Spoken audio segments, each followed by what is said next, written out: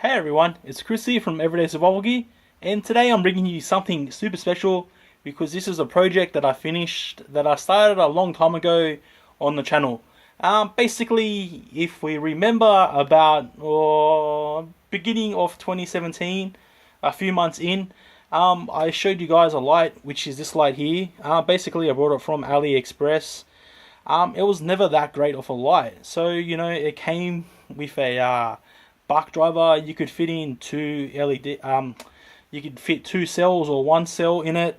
Runs on 18650s. I think it came with a Cree XML T6, I believe, which was in a very bad cold white tint. The LED shelf was like horrible. It looked like Swiss cheese. It was like 1 mil thick or 1.5 mil thick. And basically in that first video I showed you guys building off the pill. So I cut down alloy similar to this, cut it down, I shaped it, and I stuck it inside. And since that day the light's just been sitting around. I didn't really have anything to do with it. I kind of wanted to turn it into a thrower, but then I figured it doesn't have AR coated glass, and I was having a bit of trouble trying to find some AR coated glass that would work. So it's kind of been sitting around a little bit longer, and today we now have a winner. Just tonight actually I put this together, and it's pretty much always been a dream light of what I wanted to make. It's basically a thrower that's high output.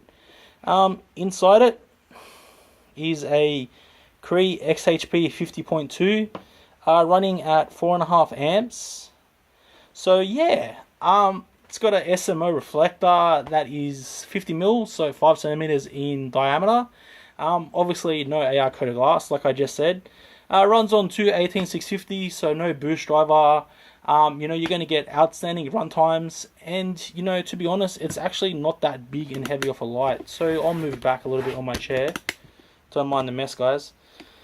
But you can see it's long, but it's not actually that massive, and it doesn't actually weigh that much, which is what I really like.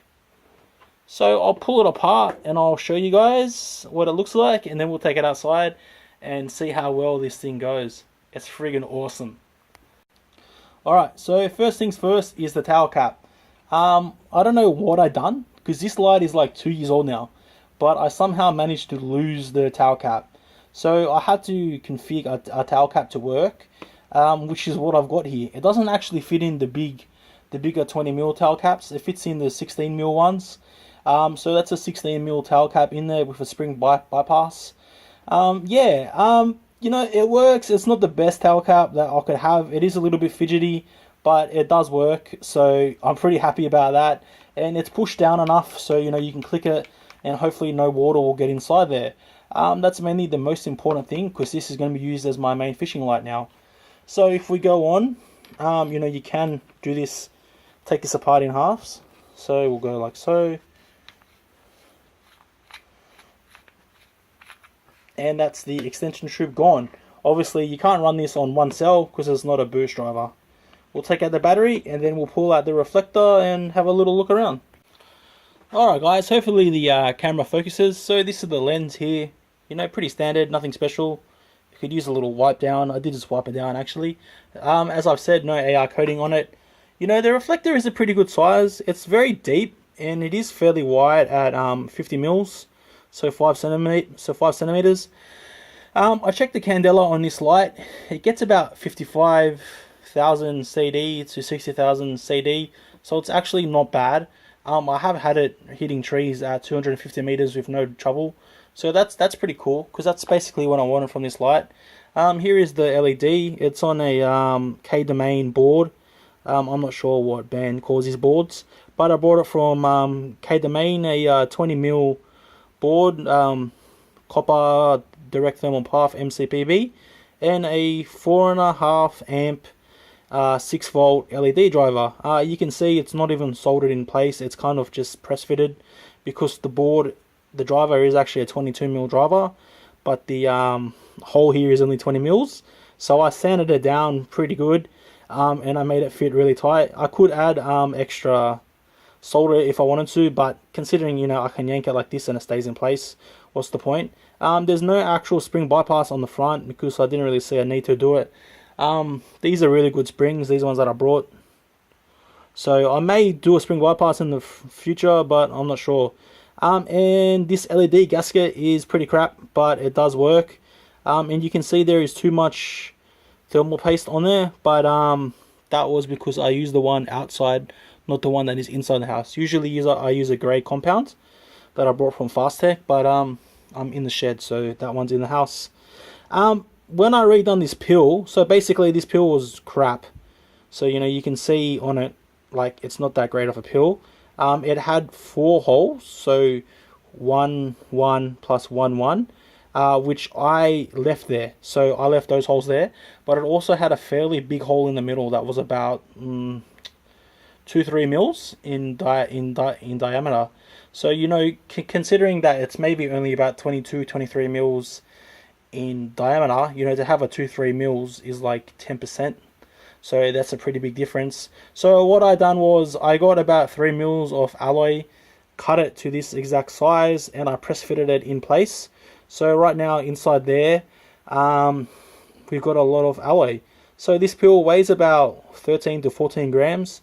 So it's nothing too intense, but it did add a little bit of extra weight, which is what we needed. So I had to go around cleaning up all the threads. So I cleaned up all those threads inside, and that's pretty much it.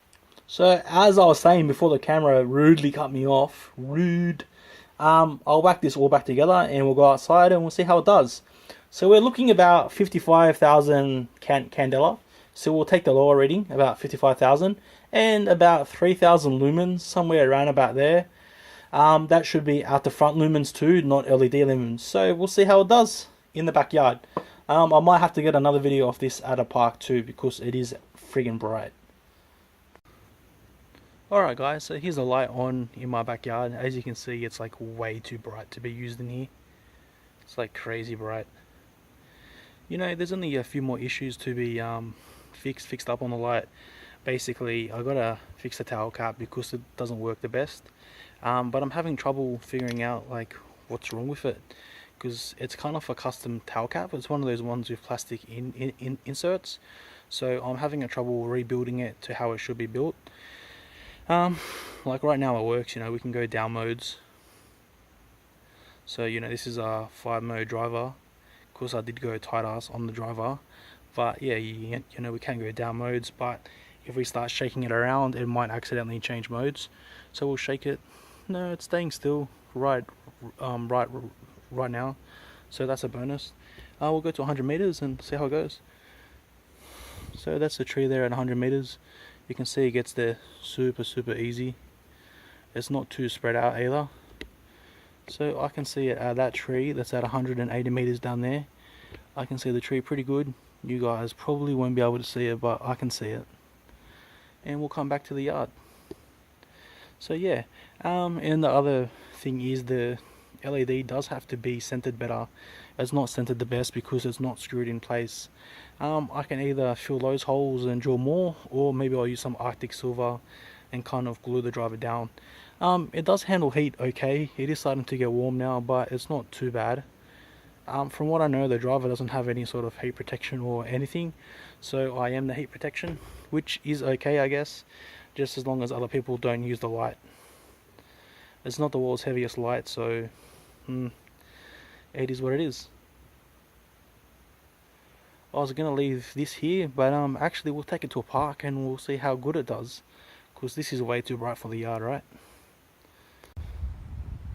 Alright guys, now we're at a park. I'll play with the towel cap, see if I can get it to turn on. Still needs a little bit of work. I think maybe I need a bigger spacer in there. So there we are on the highest mode in the park. You can see it pretty much lights up the whole field. About 3,000 lumens, maybe a little bit more, with about 500 meters of throw, maybe a little bit less. It makes it to the building, but not the best. But you can see all those trees at the very end there, and they're a few hundred meters away, about 230 meters away or something. So that's pretty cool. Oh, and the sprinkler is just turned on. So we go to that tree there. It's pretty far. You can see, if you put it on the ground, how much of the field it lights up. So I'd have to say this is probably the most versatile light that I've ever built. seeing as it runs on 2 cells and you get good runtime, good throw, and good output from it.